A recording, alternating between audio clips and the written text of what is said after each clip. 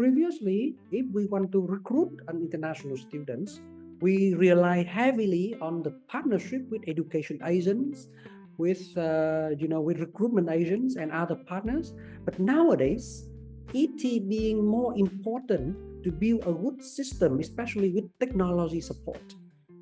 And if we can have a good innovation, especially in terms of leveraging technology to support our student recruitment activities, even it can have to drive the results much better than the traditional way that we had in the past. I have strong belief that DreamApply will have us. Number one, I can release my admission team on other tasks. They don't have to spend even half of the day for manual tasks anymore. If I'm not too much overconfident, the 21st century will be the era of Southeast Asia, of Asia Pacific. With DreamApply, I expect that because we provide better experience, better services to our education agents, that it will also have to drive better enrollment target, because they feel the system supporting them, they feel the system is transparent, they don't have to worry if they're losing the students. So then they have stronger belief, and it's convenient for them as well to join. Then the number of enrollment will also be increasing. Hello and welcome to another episode of EdTech and Pancakes. In this episode, we travel to Vietnam, and our special guest is Cuong Hoang, who is the CEO of Saigon Business School, or we can refer to it as SBS as well. Saigon Business School is one of the most international educational institutions in Vietnam and beyond Vietnam in Southeast Asia. And Chris is widely recognized for his extensive expertise when it comes to internationalizing higher education, international student recruitment, promoting international education in Vietnam and Southeast Asia at large. So, Chris, thank you so much for making time for this and welcome to the show. Yeah, thank you, Ramik, and it's my pleasure to be in the show and sharing, our information from Vietnam, very beautiful countries, and hopefully to be a new hub of international students. Yes, and one other thing that I failed to mention in the introduction, Saigon Business School is also one of our most recent partners at DreamApply. So hopefully we'll also talk about tools and software and how that can be used to contribute to promote internationalization of higher education in the region. But perhaps to start with, maybe share a little bit about your experience, what inspired you to work in higher education, and how did your journey take you to Saigon Business School? Wow, I start my education, career in international education right after my graduation from university. Back to about like 13, 14 years ago, very young team, we work on internationalization of a local Vietnamese universities, and we have dreams of recruiting international students to Vietnam. In the past, a lot of Vietnamese students going abroad, and annually Vietnamese people still spending billions of dollars for their children to study abroad, and we want to balancing it a little bit, but no one knows Vietnam. We have to go one by one. We have to visit different partners. We have to send out just the cold email to education agencies, to recruitment agents, to different partners all over the world. And we start from there. We got the first international student coming for our degree programs. We're expanding different, let's say, programs for international students. I being much more passionate about promoting our countries and seeing Vietnam as a new rising star for international students coming because of the peaceful land and many different economic development. Yep, and I got my MBA, and then I got a year in Australia working as a research fellowships at Deakin University in Australia. Then I back to Vietnam and joining 𝐒𝐞𝐠𝐬𝐞𝐬 education groups. Then found Saigon Business School. We offer international programs in collaboration with the universities in the top 1% of the best university worldwide. We aim to bring international educational opportunities, the world-class education to Vietnam for young students in Vietnam and also in the regions. And my journey with SBS starting just 2 years ago, we build the programs, we develop the network and the connection with partners.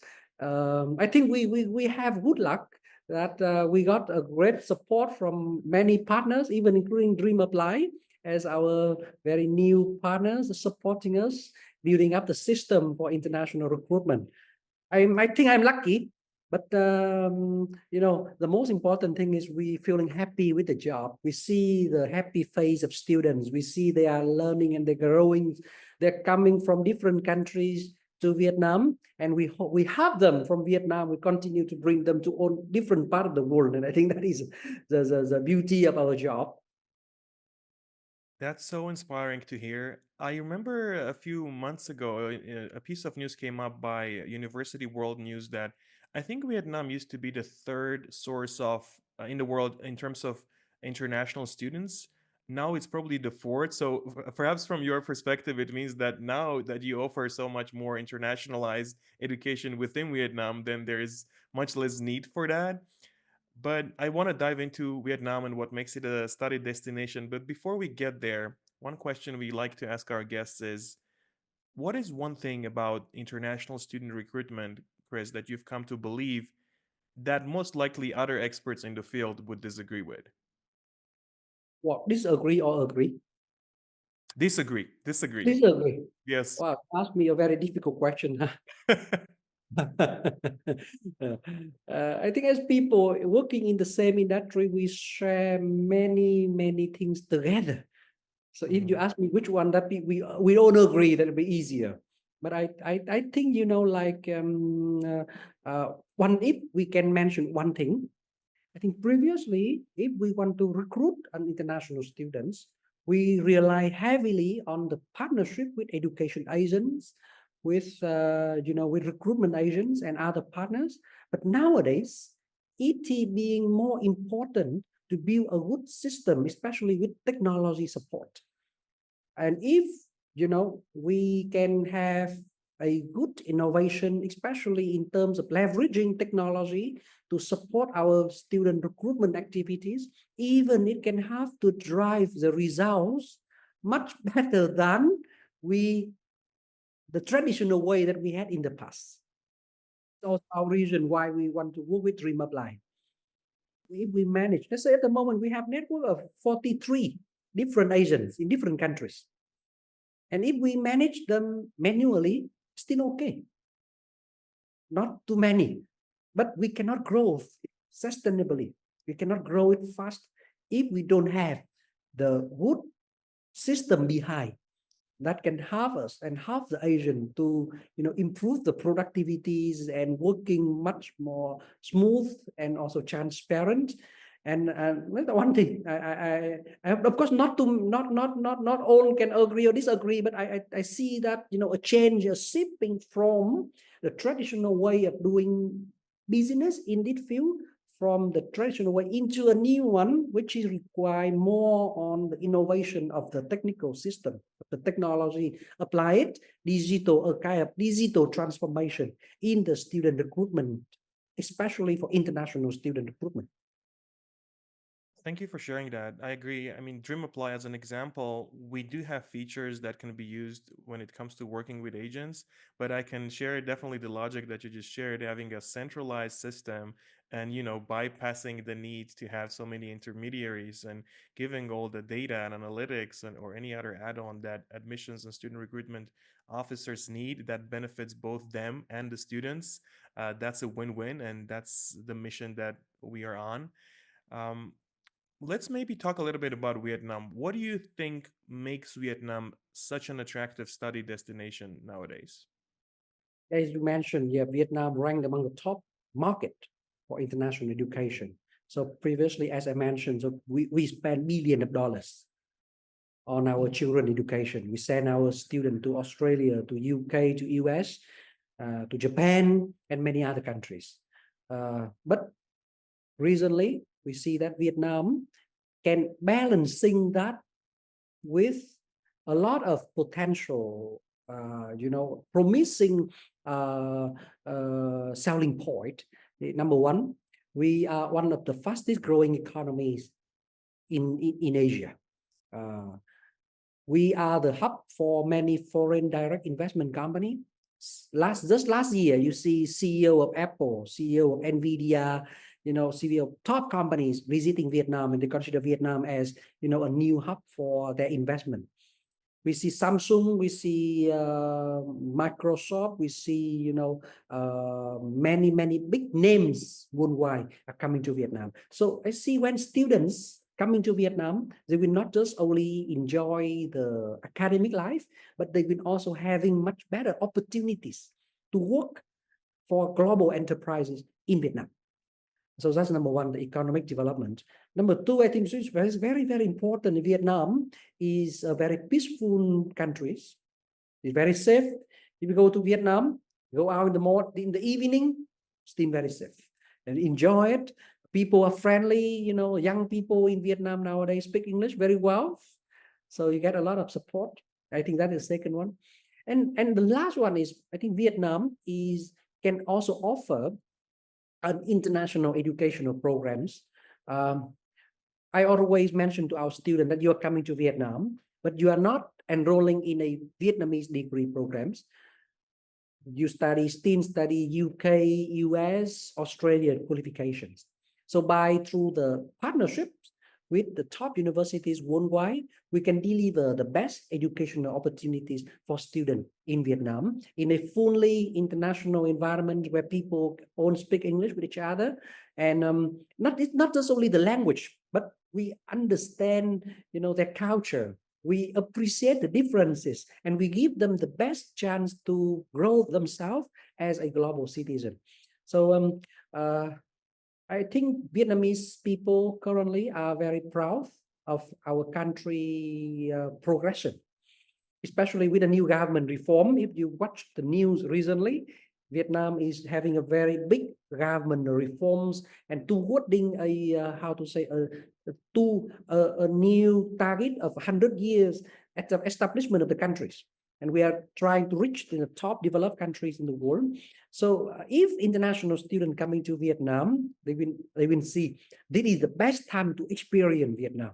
Just like Japan back to 30, 40 years ago in their golden growth period. I see Vietnam at the moment is in the next 5 to 10 years, you will see a huge development in the countries. And that is a great opportunities, a lot of more jobs, more startup, more entrepreneurship opportunities, and also students can gain a lot of good connection for their future career. Beautiful. I mean, all three are very, very compelling reasons. I almost feel like so many people are miss out if they're not partnering up with Vietnam. Chris, under your leadership, Saigon Business School has positioned itself as one of the most international educational communities in the region. Tell us a little bit about what this means in practice and what steps is your team taking to achieve this or to sustain this? I think, in order to make us become a top choice for international students in the region, of course, we have that ambition, but we have to deliver it.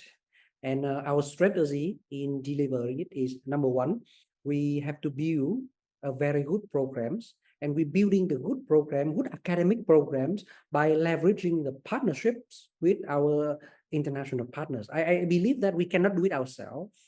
We need friends. So leveraging the partnership with top universities can help us to develop a very, accredited programs, well organized, well structured academic programs. So that is the number one in terms of academic programs. Number two is in terms of the lecturers. I think we are developing a very good pool of lecturers, both having international backgrounds. They all need to graduate from top universities worldwide. They also need to have industry experience because we positioning ourselves is also a very practical and industry oriented learning environment. We don't want to put students too much theory, and we want to give them the experience of working together with industrial mentors, of working with industrial projects during their studies. So I think the second one is a very practical approach. And when we recruit the lecturers and we invite the companies, leading companies in different fields to join us, our hospitality student, for example, visiting the top 5-star hotel and resort in Vietnam very often, and they have more frequent internship opportunities in the companies. So making the academic life being very diverse. That is second one, in terms of developing a pool of lecturers and industrial collaboration that's supporting us to deliver the good, practical, and very, industry-oriented program to students. The last one, I believe, is the infrastructures. When we build any of the campus, we try to see the demand of international students for praying rooms, for sporting facilities, in the accommodation. We see how that from the culture perspective, how can we make Vietnam as a home far away from home of international students. So whenever we develop any items, any facilities, we always think that, yep, we need to do it for students coming from different countries. So that is my strategy to positioning SBS to be a truly hub of international education. We always understand, and everybody aware that we need to provide the all of the services to international students. Beautiful. And if we transcend Saigon Business School for a little bit, in general, when it comes to attracting international students to educational institutions in Southeast Asia, what do you think are the top challenges that these institutions are facing these days? Oh wow! I think yep. Why I try to promote Vietnam at first, because it's been a long journey that we need to how to say, like, educate the market that Vietnam can be a top destination. Even we see we are a rising star. We're attracting a lot of companies, but it's still very challenging to how to say, compete with our neighbors like Malaysia, Thailand, or Singapore. Of course, we don't did a fair competition, and I think the good competition will have everybody to grow, to deliver better service. But I think that number one challenge is a national branding of Vietnam. We still need a lot of effort in promoting the countries. And also, I think second challenges would be, as I mentioned, we need to train and having a very good staff members. It's not easy, I have been in the industry for almost 15 years, and I know where to find the potential candidates. But the effort of training them to have people not just only can speak the language, but also to understand the demand of international students and who can provide good service to them is not easy. So the lack of labor force for the particular services, the people who know how to work with different systems. Even at the moment when we partnership with DreamApply, I also need to train my people, how to get used with the new system and the configuration period. When we're working with your team at DreamApply, changing it not only change our team of international admission, but we also need people from academic, from student service, and all of the other department under the university to involve and to engage in this. So when we was in the past, when we try to recruit international students, 10 years ago in Vietnam, only the international office staff can speak English. But when international students coming, they go to dormitory, the dormitory staff cannot speak English. So it's challenge, and we had to change that gradually.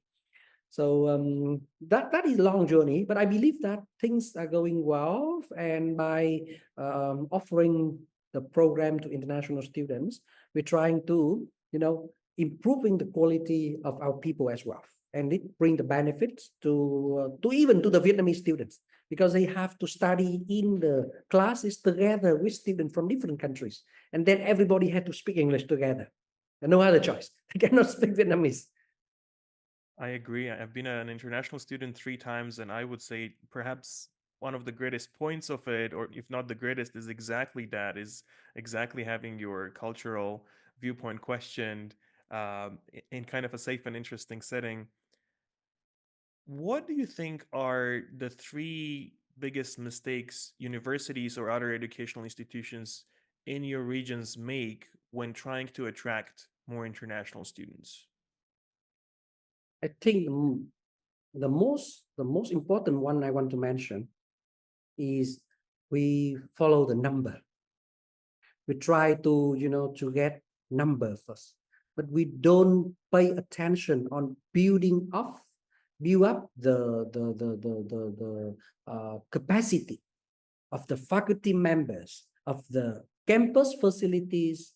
I don't mean that people need to have a very, how to say, long preparations, but we need to pay a lot of attention on the system, the quality of the faculty members, the quality of the staff members who deliver student service, even guiding them on a very good procedures of how to pick up student from airport, how to purchase insurance package for international students.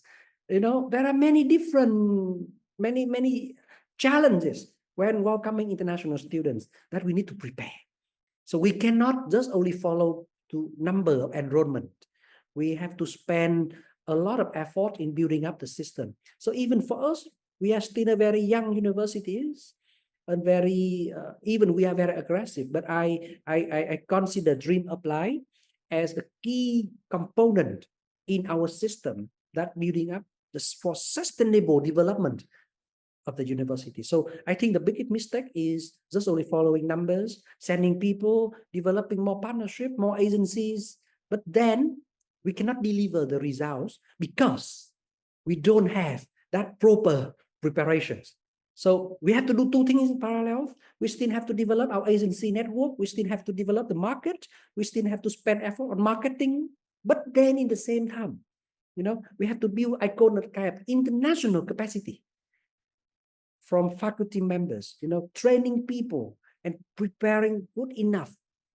Then doing some trial, having student. I think one of my advice for our college is we can try, let's say, having some short-term programs.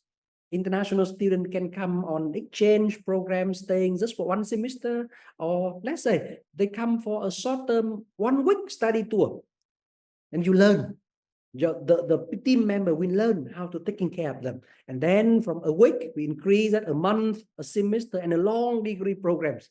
So this is a way that we do here in Vietnam too, especially at SBS and other Vietnamese universities that I worked with in the past, that we try to build up the capacity for the teams.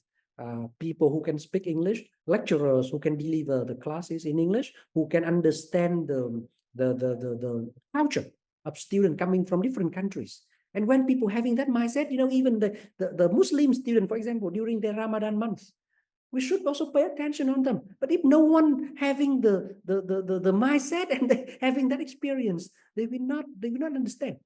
So biggest mistake would be just only following numbers, but not paying attention on building the capacity. And in order to building the capacities, they do it step by step, starting with short-term programs and growing further.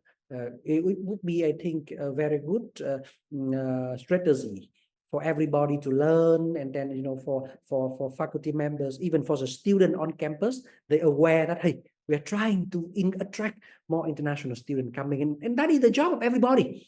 And I cannot just only rely only on the marketing or the international admission team, but everybody can participate in that. And then we can become a truly international environment because everybody being a part of that. Beautiful. Thank you for sharing that. Let's talk a little bit about tools and software in general. What do you think about the role of the right tools and software when it comes to boosting international admissions and student recruitment? And what criteria would you recommend to educational institutions in your region to adhere to when it comes to choosing the right tools and software? Yeah, to be very honest, I myself is not a kind of very tool-oriented people. Firstly, my question would be, what do we need? Why we have to do it? So the question of why is the most important one. We have to answer that question. Why we need the software? For what purpose? Then if the question is answered clearly, then it would be very easy to choose which one is suitable. And for example, like if we only recruit students in Vietnam, we locally we have our own CIM system and we work with a local vendor. But when we recruit students internationally, we see, hey, we have to work with different agency from different countries, and sometimes Asian, submitting the application replicate means like one student will be nominated by two Asians, and we don't have any tools to clarify where the student coming from, which Asian. We we we we, we have to support many agencies, and we don't have any tools to know, like, okay, to track the offer letter that we send out. We need to know, okay, this offer letter have been sending for 40 days already and no one replied. So we need a system. So a very specific system that's serving the demand of working together with agencies. So I think with us, when we come to international student recruitment, and we see that, hey, this is the good timing that we have to change from a manual system, or even changing from a local system that did not, design that were not designed to serve international student recruitment. Then we come to work with DreamApply. So it's very natural processing. I would not conclude at the beginning that we need to work with DreamApply or any other software, but I will answer my question first, why we need to do it. And when everybody is very clear that we cannot delay anymore, we have to start. Then things come very naturally. Beautiful. I like that. Identify the why first and the problem first, and that will guide you further. Could you share a little bit about what led you to start using DreamApply in your admissions management and student recruitment? The most important reason, as I mentioned, I see DreamApply is very suitable for my why questions. It can answer clearly all of my concerns, and I have a strong belief that DreamApply will have us. Number one, I can release my admission team on other tasks. They don't have to spend even half of the day for manual tasks anymore. Then, secondly, I also believe that DreamApply can help us to not just only improve the productivity of our team members, but also can have our agencies, our education agents, to have better experience. So it's not just only serving internal, like internal purpose, but it have our partners, our customers also have better experience. They don't have to follow manually anymore. And it positioning Saigon Business School as a kind of, how to say, like innovators in terms of leveraging technology. And also, but again, it have our branding and marketing activities also again. So of course, I don't want to. It doesn't mean that we use DreamApply for marketing or branding purpose. It have us first, but then at the end of the day, I realized that because of using DreamApply, then the students, the education agent feeling that, hey, okay, this is in the same level, in the same group with top international universities. Because many top international universities also using the same system. So when we use system, it means that we are mature enough to support them. And then the experience, of our client are happy, then the result coming better. Beautiful. Thank you for sharing that. And yes, in terms of the time that admissions officers or other officers can save in terms of manually, in terms of processing student applications, we've calculated this to be about 40%, which is quite a lot. And I couldn't agree more about the experience. And this obviously begins first and foremost with applicants. even just the simple thing that when they go to your application platform and they choose their citizenship, so then the information you present is already personalized to where they come from. So what's the deadline applicable to them, or what scholarship opportunities they have.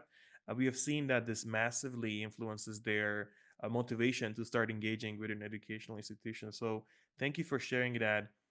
And what is, so let's say if you visualize your future with DreamApply, what is one thing that you're most excited about in terms of your renewed capacity within the next few years?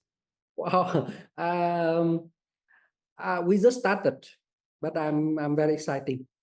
So I hope that with DreamApply, we don't have to increase the headcount for admission team, but we can still deliver at least, as you mentioned, 40 to 50% workload more. So it have to improve the productivity. Secondly, with DreamApply, I expect that because we provide better experience, better services to our education agents, that it will also have to drive better enrollment target because they feel the system supporting them. They feel the system is transparent. They don't have to worry if they're losing the students. So then they have stronger belief and it's convenient for them as well to join. Then the number of enrollment will also be increasing. We just started, but I hope that we can be coming back to share maybe next year podcast to share the very tangible result. But I have strong belief on that. Thank you for sharing that.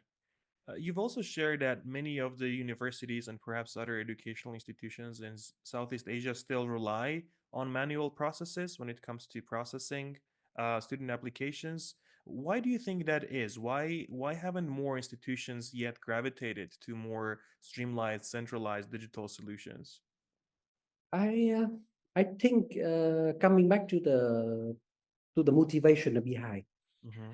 Uh, we are afraid whenever an innovation idea comes, there will be someone to support that, but there will also be someone who do not support that, and there would be some kind of invisible barrier that's stopping people from adopting new digital transformation processes. And it come from, I think the key thing is come from the leadership. If the leaders are also innovative and the leaders are very seeing the important and can lead the team to through the brainstorming section that can understand and clearly answers the why questions that we discussed earlier, then I think that we can overcome that. A lot of people, there will be two opposite trend. Like the first one is some people are trying different tunes. They always are very much like tune oriented. Today they're using DreamApply, tomorrow they changing to another one. So that is not good. Also not good. That they are not stable, they are not consistent, they don't understand why they need that. So okay, today they try this one, tomorrow they change to a new one. They don't understand. And I don't think that we should follow that too. But in the same time, of course, we should not also being too conservative. That okay, the current system is good already. A local system, a manual system is good enough. Yep, it's good enough for now, but we have to think about the future. And the key things that motivate me to give the decision of working with DreamApply is because of the future, not because of now. Thank you for sharing that. I agree. Just having a tool, no matter how good it is, isn't going to change anything in and of itself, which is actually one of the reasons we're sharing so much content and interviewing champions like you. We also facilitate exchange of information among our clients in terms of how to maximize ways they can benefit from DreamApply, and also just actually understanding why certain things work. Because we are on a mission to make higher education and education in general more accessible for the world. So I couldn't agree more. It's not just a tool; it's about the understanding behind it, which is why we have a configuration team that works in detail with every new educational institution that starts using DreamApply. Let's also talk a little bit about automation because this is a trending topic, especially with AI. There are a lot of stuff that there are a lot of things you can automate, and it helps you save time. But there's almost like a certain level that you shouldn't go beyond in terms of automations. You should still keep it personalized, and this has been a priority for us as well. What is your thinking about automating student recruitment tasks? And maybe you can share some experiences that you've already had that you would recommend to other educational institutions. I think automation is an important trend. Yes, with the supporting of artificial intelligence, we can automate many different part of the admission process. And as mentioned earlier, and I think you might also agree with that, is with the with digital transformation, with technology support, we can automate many different part of the process. And by doing that, we can also, how to say, like improve the productivity of our team members. But I don't think that it will replacing the people 100%. Especially giving the context of international student recruitment. Sometimes the students or their parents, who knows, may still want to talk, having a conversation, having a consultation section with our admission team members. So any automation system, even like the DreamApply, we're not, replacing people. Just like AI, we're not taking our job. Just only people who know how to use AI, we're replacing the rest. Yes. So maybe in the future we can say that, DreamApply are not taking the job of admission office, but those who can learn how to use DreamApply have been replacing the others. Absolutely, and this has been an interesting topic for us as well.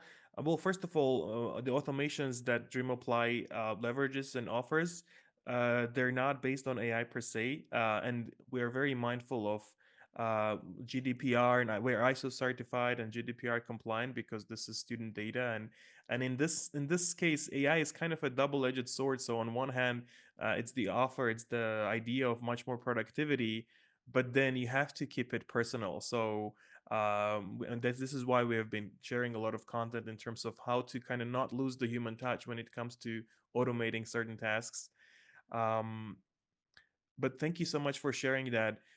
I also wanted to ask you, it's one thing attracting someone and pushing them or triggering them to start an application, but it's another thing to actually encourage them to finish that application and continue the process towards your educational institution. What are some tips and tactics you could share in this sense to actually convert someone who was an applicant and help them finish their application?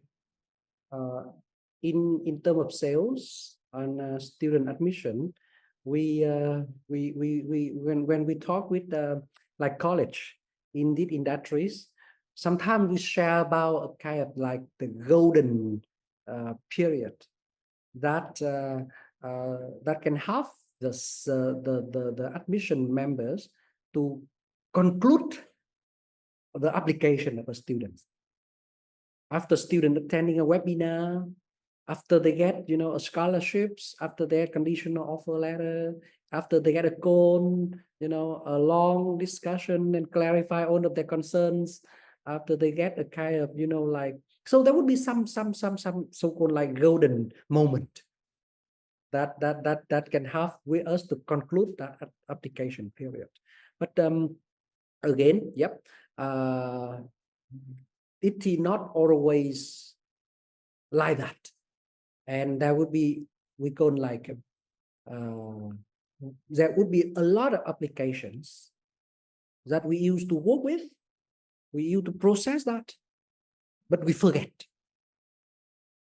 So someday, a beautiful day, when we come back and we check, we say, hey, oh wow, this is a potential one, let's send him another message to follow, and then that student take the offer. So I think it's very normal, especially in international student recruitment, because the decision of studying overseas is not easy. Not like, okay, if you study in your home countries, okay, easy. Tomorrow you go to the campus and you apply. But for overseas study, it's very challenging. you want to apply, you agree with all of the conditional offer letter, but then the visa fail. Who knows? A lot of things happen. So they're much more challenging for international student admission office to taking care, and then to, if you ask me any tactics, yep, I know. If we do it manually, we review that. We rehome, I means like some lead in the part where we call home lead, but then it cannot be concluded as what we expected. So few months later we come back. So with the support of a good system, let's say like DreamApply, having, for example, a frequent reminder automatically from the system, it will help us that we will not leave anyone behind, and we support them. And then my opinion is there is no mystery here. Like, okay, that is a golden moment that we conclude and we confirm the application. No, if we do it frequently, the quantity, the effort that we have to working hard, and then with the support of the system, of the technical system, that again coming back, if we regularly follow 10 students, okay, at the end of the day you have one application, but sometimes we forget because we are using Human. manual, right? So the support here is essential. Uh, Absolutely, and a lot of the tactics or just the logic of what you shared is very much in line with how DreamApply works. And you've mentioned timing, for example. Obviously, when someone's interest is peaked to start an application journey, what you want to do is you want to encourage them simply to take the next step, and you want to make it as easy and as possible. And there are a lot of ways DreamApply does that. But one that just came to mind is we also have a visualization on the platform that shows applicants what's missing and what exactly is the next step that they should take. So you can actually automate some reminders, but they're not like aggressive kind of nudges. They're kind of helpful invitations to take the next step. And then as you progress, you share more and more resources that are personalized to where they are. And once someone that they're already interested in your educational institution, they've taken a few steps, they may be interested in a kind of a different type of resource. They may be interested in speaking with your student ambassadors or a virtual tour, if an on-site visit is not possible. So thank you for sharing that. Perhaps last question about this, and you've already mentioned that it's not just the numbers, it's actually attracting the right applicants and making sure that they're qualified applicants. Speak a little bit about that. What can educational institutions do to ensure that they're attracting the right fit students? Because after all, this is going to have a lifelong consequence on someone's life. So this is almost like an ethical question as well. Well, I think in marketing we have a definition of product and market fit. So each institution have their own product. For example, with Saigon Business School, what we currently offer is not like not a kind of full degree in Vietnam. We offer student a kind of pathway. So we are a global pathway hub. Students spending 1 or 2 years in Vietnam, and then they transfer to Australia, to UK, or to Canada. I think it would fit with people like, okay, our student from Myanmar, our student from Sri Lanka, from Nepal, or Philippines or other countries, they want to go to America, they want to go to Australia, they want to UK, but they cannot afford with the tuition fee, or they are not eligible to apply visa directly from those countries. So they will consider Vietnam as a bridge. So that is our product. And because that product, it will fit with some certain targeted students. They, okay, they join us. So I think a kind of product market fit, we have to both understand very well what product that we offer to the market and which value that we are going to bring to the students. And then we deliver those values. We training, we explaining to our partners so that they will be our extended arms to support explaining to students and targeting the right targeted audience. The support of the system like DreamApply or and the other tools like website or social media can also have us to deliver those messages. When they come, they see a very clear structure of the application page. They understand what they will get. Then it will also have us to target the right people. Thank you, Chris. You've shared so many tips that I know for a fact is going to be very actionable for our target audience. And I know our time is not unlimited. So, is there a question that you wish I had asked or anything else you'd like to share about Saigon Business School or Vietnam? I hope to welcome you in Saigon, one of the most beautiful cities, of very fast growing cities.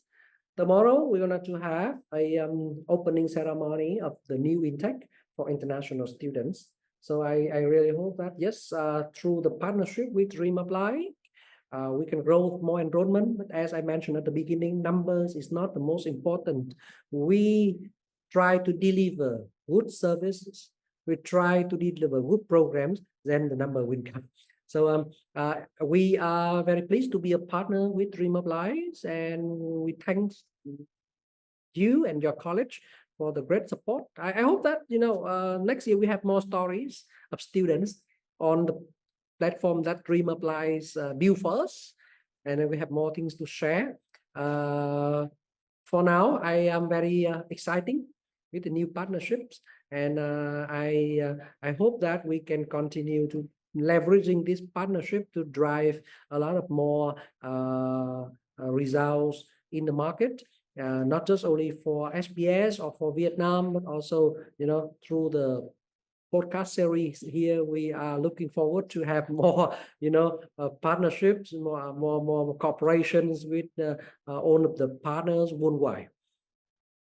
Thank you so much, Chris. Thank you. Likewise, the sentiment around DreamApply is unanimous. We're very grateful for this partnership, and we also recognize your role as a champion of student recruitment, international student recruitment in the region. Perhaps one last concluding question. If there's one thing that our listeners would walk away with from this podcast in terms of boosting digitization or international student recruitment in Southeast Asia, what would that be? Wow, I think the 21st century. If I'm not too much overconfident, the 21st century will be the era of Southeast Asia, of Asia Pacific. So Vietnam, together with our neighboring countries like Malaysia, Thailand, Singapore, Indonesia, are doing very good jobs. Just yesterday, our General Secretary of the Communist Party of Vietnam, the de facto leader of the countries, just finished a visit to Singapore and to Indonesia, and we upgrade the partnership, the diplomatic relationship, into a comprehensive strategic partnership.